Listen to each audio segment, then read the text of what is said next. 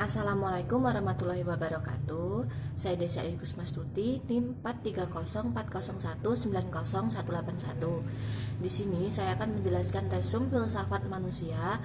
Yang pertama, jati diri, potensi dan hakikat manusia. Yang kedua, manusia dan etos kerja. Yang pertama, jati diri, hakikat dan potensi manusia. Watak, naluri dan fitrah manusia.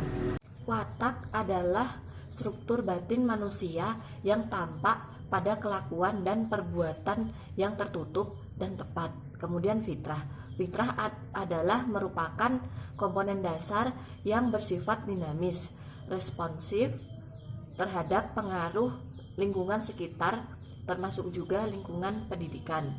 Yang ketiga, naluri dan kewahyuan. Naluri dan kewahyuan bagaikan dua sisi logam yang keduanya saling terpadu dalam perkembangan manusia. Manusia dengan fitrah diambil dari kata fatara yang berarti mencipta, kemudian ditambahkan dengan fitrah adalah mencipta sesuatu pertama kali yang contoh sebelumnya belum ada. Ibnu Taimiyah membagi fitrah menjadi dua macam.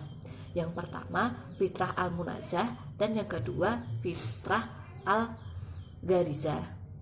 Kemudian orientasi nilai-nilai kemanusiaan.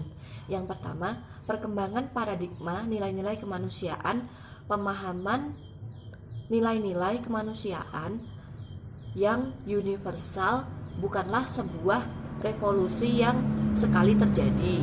Yang kedua, basis dan kontekstualisasi nilai-nilai kemanusiaan yang universal. Martabat manusia merupakan kualitas manusia sebagai makhluk hidup.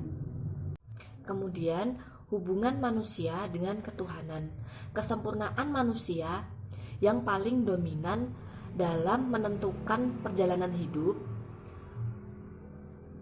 manusia. Dalam hal ini, Mutahari mengutip sebuah pameo, apa mudahnya menjadi sarjana dan betapa sukarnya menjadi manusia. Sebab menjadi manusia memerlukan kualitas-kualitas kepribadian yang tidak sedikit. Karena kualitas-kualitas itulah yang akan memancarkan nilai kemanusiaan. Kemudian materi yang kedua, manusia dan etos kerja. Pandangan tokoh tentang etos kerja. Yang pertama, pandangan John Locke. Yang kedua, pandangan Adam Smith. Yang ketiga, pandangan George Wilhelm Friedrich Hegel. Dan yang terakhir, pandangan Karl Marx. Sejarah kerja, hakikat kerja, dan etos kerja. Kerja adalah suatu pengabdian apapun bentuknya, dan semua itu layak mendapatkan penghormatan. Pada abad ke-17 dan 18, refleksi filsafat tentang kerja mulai berubah arah. Kemudian hakikat kerja. Keterkaitan kerja dengan eksistensi manusia. Kerja menyatu dengan manusia. Kemudian menurut Usman, etos kerja adalah sikap yang muncul atau kehendak atau kesadaran diri yang didasari oleh sistem orientasi terhadap budaya kerja. Kerja dalam pandangan Yunani dan abad pertengahan. Pada masyarakat Yunani kuno, kerja tidak atau pekerjaan kurang mendapatkan perhatian. Dan menurut Aristoteles, kerja yang menggunakan atau berhubungan dengan badan adalah kerja para budak. Dan Aristoteles memandang para budak adalah seseorang masyarakat yang paling rendah dalam struktur masyarakat. Orang bebas menurut Aristoteles adalah orang yang bekerja menggunakan pikirannya untuk bertindak, bukan mengandalkan tubuhnya. Kemudian, kerja dalam pandangan reformasi dan industrialisasi. Terdapat 3 dimensi dalam kerja, diantaranya yang pertama, dimensi personal. Manusia tidak ditaklukkan oleh kekuatan alam atau materi.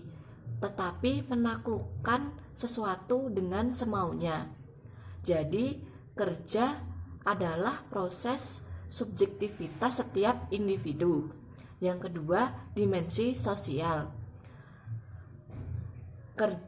Manusia bekerja merupakan wadah pernyataan diri, melainkan juga sarana perwujudan kepedulian setiap individu. Yang ketiga, dimensi etis.